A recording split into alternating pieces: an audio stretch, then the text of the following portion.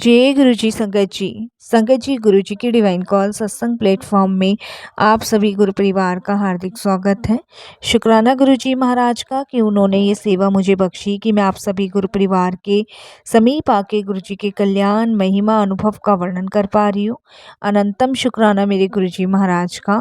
संगत जी आज का जो सत्संग मैं आप सभी के साथ शेयर कर रही हूँ पूनम आंटी का है। ये बहुत ही प्यारा सत्संग है, ब्लेसिंगफुल सत्संग है। सभी गुरु परिवार से हाथ जोड़ के विनती है कि सत्संग को अंत तक सुने, ध्यान से सुने और पूरा सुने। संगत जी जैसे कि मैं हर सत्संग में आप सभी से रिक्वेस्ट भी करती हूँ कि सत्संग का मतलब ही सत्य का संग है और जब तक हम सत्संग अंत तक सुनते हैं उस टाइम तक तो न जाने कितनी ब्लेसिंग्स गुरुजी हमें दे चुके होते हैं।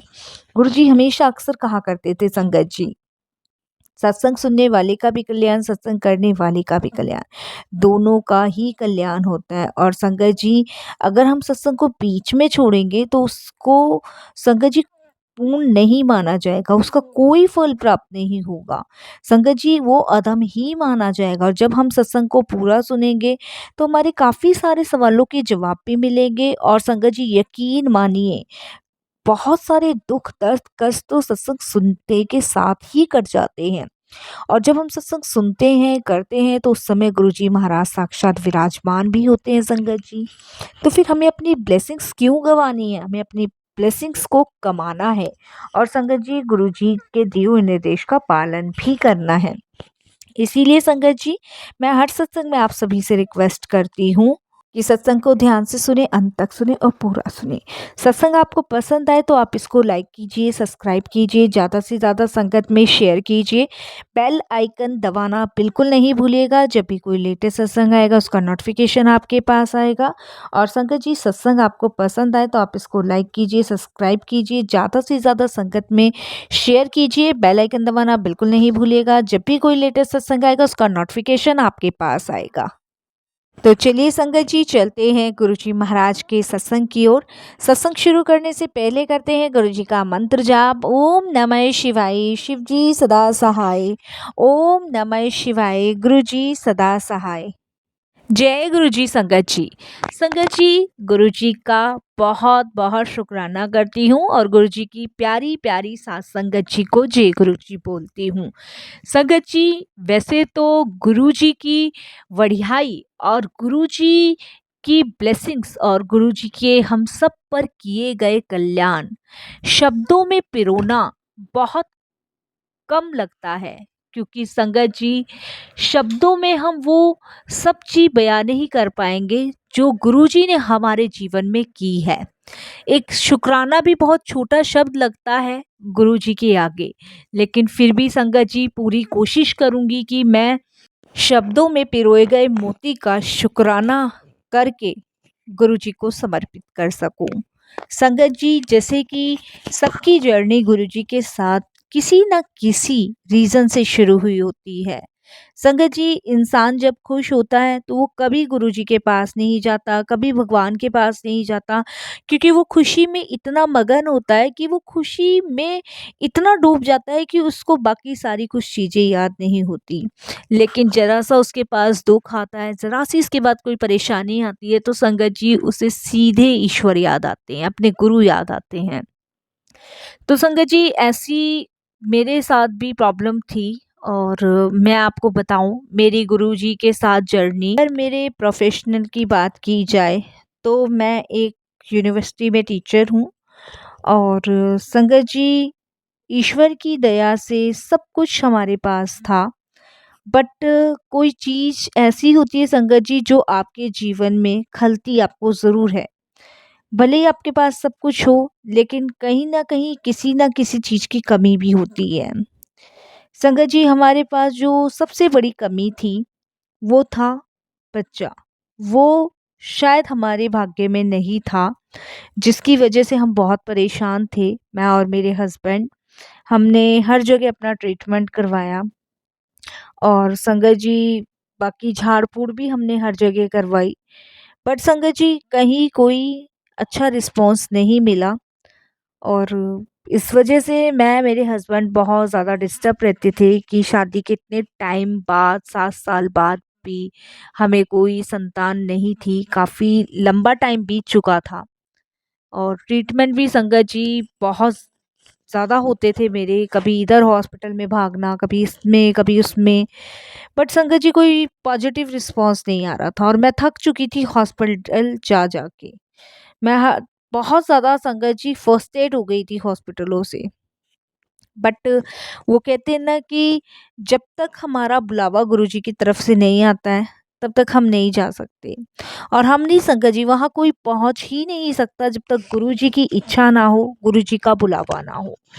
शायद संगत जी हमारा बुलावा गुरुजी की तरफ से आया और जब गुरुजी की तरफ से हमारा बुलावा आया तो मेरे हस्बैंड के जो मामा जी हैं वो हमारे घर आए हुए थे।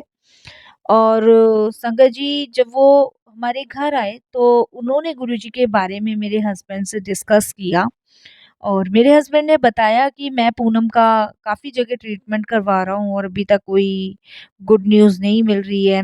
और हम काफ़ी झाड़-फूँक वालों के पास भी गए थे, लेकिन कोई भी मतलब इतनी पॉजिटिव रिस्पॉन्स नहीं दे रहा है। तब मेरे हस्बैंड के मामा जी ने कहा कि बहुत तुम इधर-उधर भाग लिए, बहुत तुमने इधर-उधर लोगों को दिखा लिया, ये कर लिया, वो कर लिया और अब तुम सीधे गुरुजी के पास चलो। तो संगत जी हमने कहा हाँ ठीक है हम चलेंगे और बस ये बात ऐसी हुई जैसे आई और गई। हमने इस पे ज़्यादा ध्यान नहीं दिया, मामा जी भी अपने घर चले गए। और ऐसी संगत जी समय बीतता रहा, 2-3 साल और कट गए। फिर संगत जी 1998 में मामा जी का हमारे यहाँ फिर आना हुआ और जब उनका आना हुआ तब वो उन्होंने फिर से वही चीज़ दोहराई कि बस अब तुम्हें कहीं नहीं जाना, मैंने तुम्हारी बहुत सुन ली, अब तुम सिर्फ़ गुरुजी के पास चलो। और संगत जी उससे अगले दिन मैं, मेरे मामा जी और मेरे हस्बैंड हम तीनों के तीनों संगत जी गुरुजी के पास पहुँचे एम्पायर स्टेट। जब हम गुरुजी के पास एम्पायर स्टेट पहुँचे संगत जी, तो वहाँ पे गुरुजी महाराज बहुत सुंदर गद्दी में विराजमान थे, बहुत सुंदर लग रहे थे। और संगत जी जैसे जो भी संगत जानती होगी गुरुजी के टाइम की, कि गुरुजी में एक डिवाइन शक्ति, डिवाइन पावर थी, बहुत डिवाइन शक्ति, बहुत डिवाइन पावर। मतलब गुरुजी को आप एक टक नज़र से देख नहीं सकते थे। तो वही था संगत जी, मैं गुरुजी की तरफ एक बार भी नहीं देख पाई क्योंकि इतना तेज था, बहुत तेज था। संगत जी हम सब ने वहाँ प्रणाम किया, नमस्तक हुए और नमस्तक होने के बाद गुरुजी, संगत जी बहुत लिमिटेड बात करते थे और उसके बाद संगत जी मेरे मामा जी ने गुरुजी से हमारा परिचय करवाया। मैंने गुरुजी को फिर से प्रणाम किया। उसके बाद संगत जी गुरुजी ने बोला क्या प्रॉब्लम है? तो संगत जी मैं धीरे से गुरुजी से बोली कि गुरुजी मुझे बेबी नहीं है और बस मैंने इतना ही कहा। और उस टाइम गुरुजी ने मुझे ये कहा कि आंदे रहा करो। तो संगत जी मैंने कहा ठीक है, समझ नहीं आया आंदे रहा करो का मतलब। और जब हम आज्ञा लेके जाने लगे तो मामा जी को मैंने बोला कि गुरुजी ने मुझे आने को कहा है। तो उधर संगत जी मेरे जो हस्बैंड थे वो, क्योंकि हमारा घर गुरुजी के मंदिर से काफ़ी दूर था, तो मेरे हस्बैंड एकदम से कहते कि रोज़-रोज़ तो यहाँ आया नहीं जाएगा, इतना दूर है मंदिर और ये है, वो है। तो संगत जी मैंने कहा कोई बात नहीं, जब गुरुजी बुला रहे हैं तो फिर कोई दिक्कत नहीं है, देख लेते हैं, यहाँ भी हम इतनी जगह भटके हैं तो एक बार यहाँ भी आके देख लेते हैं।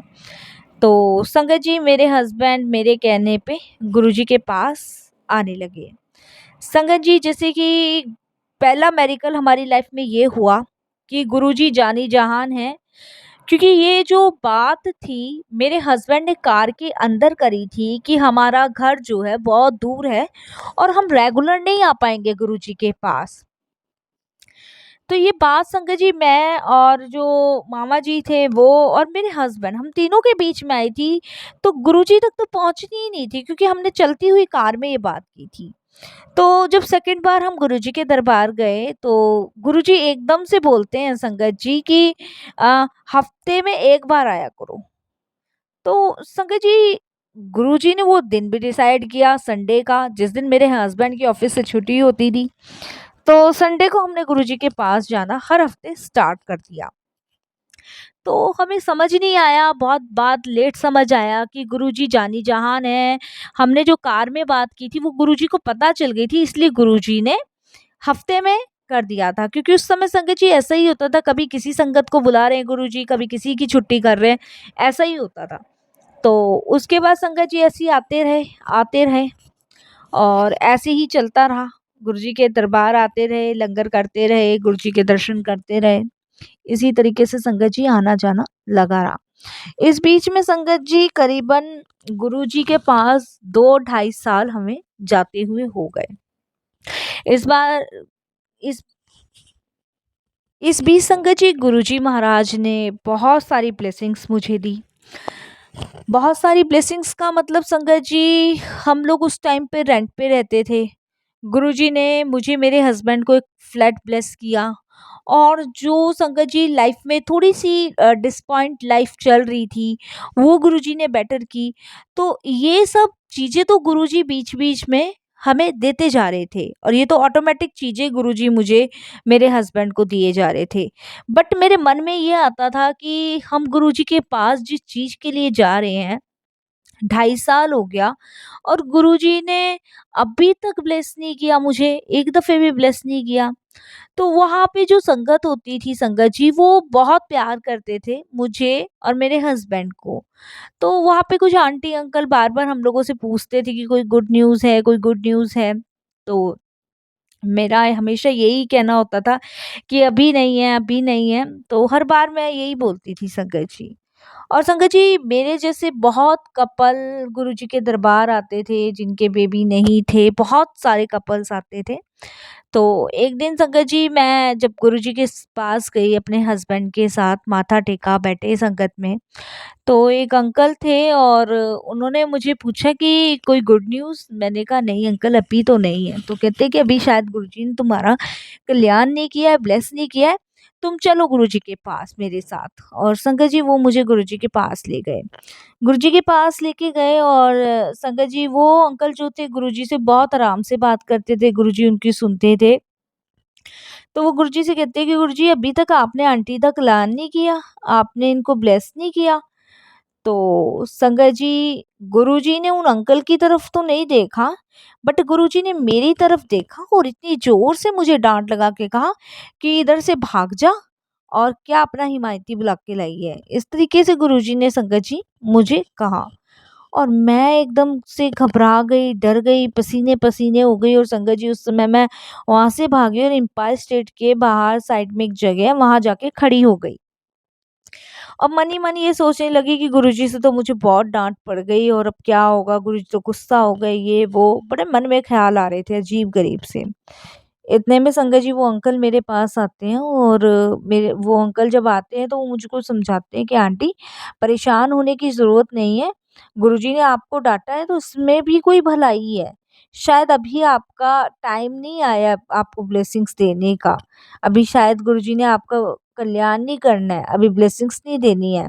ठीक है ना? आप ऐसे ही आते रहो, और गुरुजी की डाँट उनकी ब्लेसिंग्स के तौर पे ही आपको मिल रही है। तो गुरुजी ने अगर आपको डाँटा भी है तो उसमें भी आपके फ़ायदे के लिए ही होगा, और शायद अभी वो टाइम नहीं आया, वो वक़्त नहीं आया आपको ब्लेस करने का। तो संगत जी ये बात भी मुझे बहुत लेट समझ आई कि सच में हम जो किंतु परंतु लगाते हैं ना सब चीज़ों के आगे, क्यों, कैसे, क्या, कब, क्यों, ये सब चीज़ें संगत जी ऑलमोस्ट बेकार है, सब चीज़ें बेकार है। क्योंकि ना तो हमारे किंतु परंतु करने से कुछ होना है, ना हमारे सोचने विचारने से कुछ होना है। संगत जी जो करना है वो गुरुजी ने करना है, वही सारी चीज़ें तय करते हैं, समय भी तय करते हैं, ब्लेसिंग्स देने का टाइम भी, सब कुछ ए टू जेड सब कुछ। हम घड़ी में सुइयाँ भले ही देखते हैं, बट वो सुई चलाने वाले गुरुजी हैं। तो संगत जी मुझे लेट समझ आया, बट आ गया समझ कि गुरुजी ने डाँट क्यों लगाई, क्योंकि उनकी डाँट में भी ब्लेसिंग्स छुपी हुई थी। फिर संगत जी ऐसे ही चलता रहा और दिन पे दिन गुरुजी और ज़्यादा तरक्की देने लगे, मुझे और यूनिवर्सिटी में प्रमोशन मिलते रहे और संगत जी काफ़ी अच्छा जीवन हम लोगों का हो गया गुरुजी के पास जाते-जाते।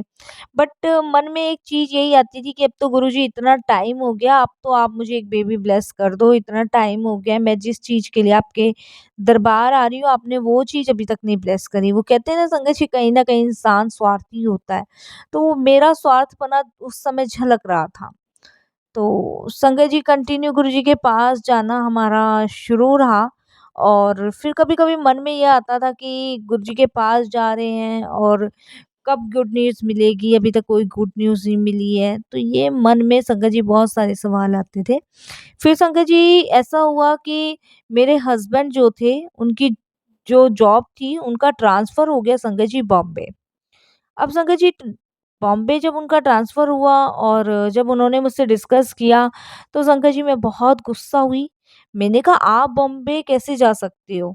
आप मुझे ये बताओ कि हमारा ट्रीटमेंट चल रहा है, हम गुरुजी के पास जा रहे हैं और अभी तक गुरुजी ने हमें ब्लेस नहीं किया और अगर आप बॉम्बे चले जाओगे तो फिर आप मुझे ये बताओ कि ट्रीटमेंट अधूरा रह जाएगा, गुरुजी के पास नहीं जा पाएँगे, ब्लेसिंग्स नहीं ले पाएँगे और वैसे ही इतना टाइम निकल चुका है हमारी लाइफ का 7, 8, 10 साल हो चुके हैं क्योंकि संगत जी 7 साल तो पहले ही हो गए थे और 2 ढाई साल बाद में हो गए।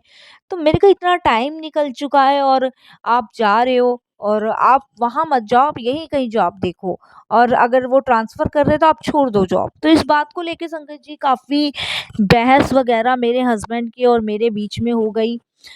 तो मेरे हस्बैंड एकदम से संगत जी मुझे कहते हैं कि ठीक है, अगर ऐसी बात है तो हम गुरुजी के पास जाएँगे, जो गुरुजी को सही लगेगा, गुरुजी कहेंगे चले जा तो मैं चला जाऊँगा वरना गुरुजी कहेंगे नहीं जाना तो मैं नहीं जाऊँगा। तो संगत जी मैं मेरे हस्बैंड गुरुजी के पास गए और मुझे पूरा विश्वास था कि गुरुजी मना ही करना है उन्हें, उन्हें हाँ भरनी ही नहीं है क्योंकि गुरुजी को मना ही करना है, क्योंकि गुरुजी को मेरा कल्याण करना है, मुझे ब्लेस करना है। और संगत जी हम जब गुरुजी के पास गए और वहाँ माथा टेका, माथा टेक के संगत जी उठे, तो मेरे हस्बैंड धीरे से बोले कि गुरुजी मेरा जो ट्रांसफ़र है ना वो बॉम्बे हो गया है और क्या करना चाहिए? मुझे जाना चाहिए कि नहीं जाना चाहिए? तो एकदम से गुरुजी कहते क्यों नहीं, बिल्कुल जाना चाहिए। संगत जी मेरे तो हाव-भाव, इम्प्रेशन सब उड़ गए, मेरे तो चेहरे की हवाइयाँ उड़ गई। मैंने कहा गुरुजी ने ये क्या कह दिया? कि जाना चाहिए, गुरुजी को पता है कि ट्रीटमेंट चल रहा है, उनको मुझे ब्लेस करना है और वो हस्बैंड को भेज रहे हैं, हस्बैंड चले जाएँगे तो फिर कैसे गुरुजी मुझे ब्लेस करेंगे? कैसे मैं अपना ट्रीटमेंट करूँगी?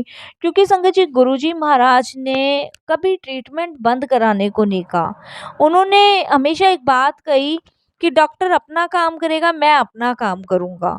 तो जो डॉक्टर कर रहा है उसे करने दो, बाकी वो डॉक्टरी की डॉक्टरी भी जभी पास होगी जब मैं उसे आज्ञा दूँगा, जब मैं पास करूँगा।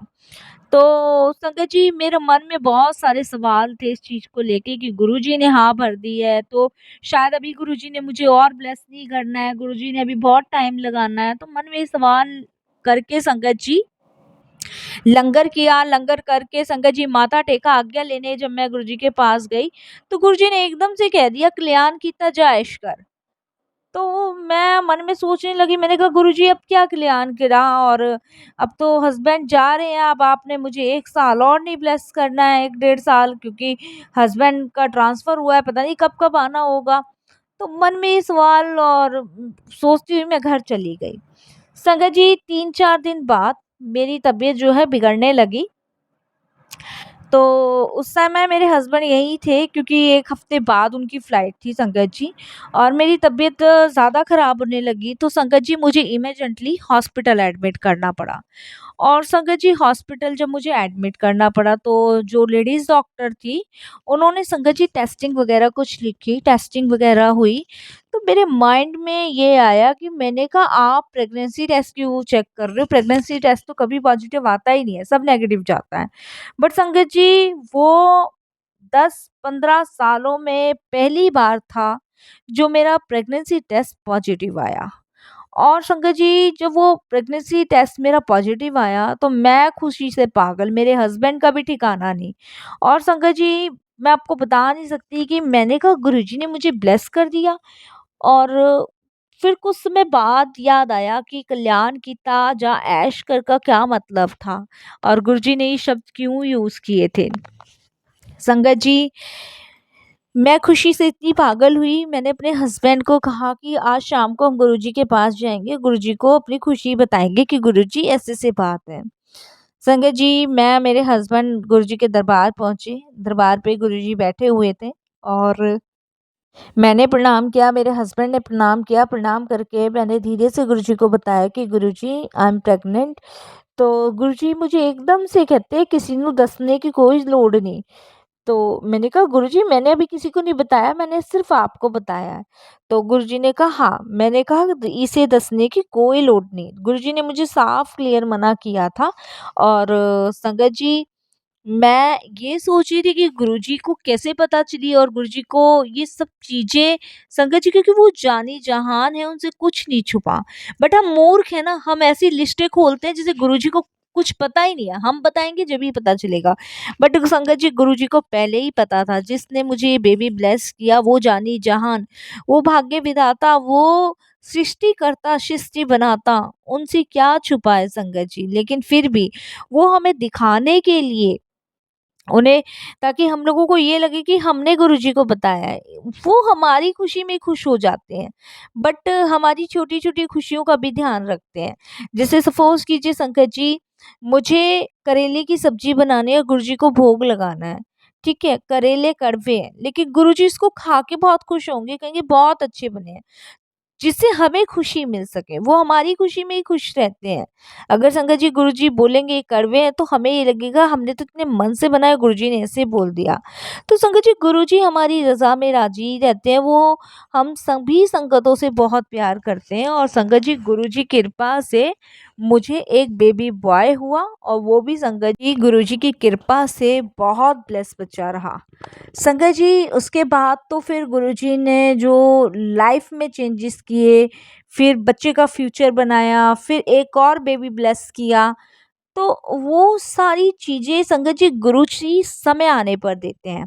हम लोग किंतु परंतु अब क्यों नहीं हुआ, ये क्यों नहीं हुआ, इसमें लगे रहते हैं। लेकिन गुरुजी संगत जी टाइम चीज़ें जब अपने आप सुनिश्चित करते हैं, उनका संगत जी अपने आप में ही कब किस संगत को क्या देना है, कब किस संगत को किस चीज़ से ब्लेस करना है, वो गुरुजी जानते हैं।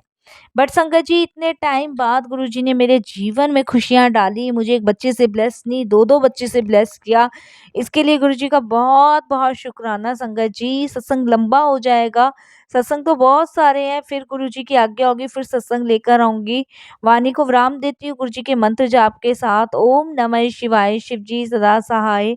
ओम नमः शिवाय, गुरुजी सदा सहाय। जय गुरुजी, शुक्राना गुरुजी।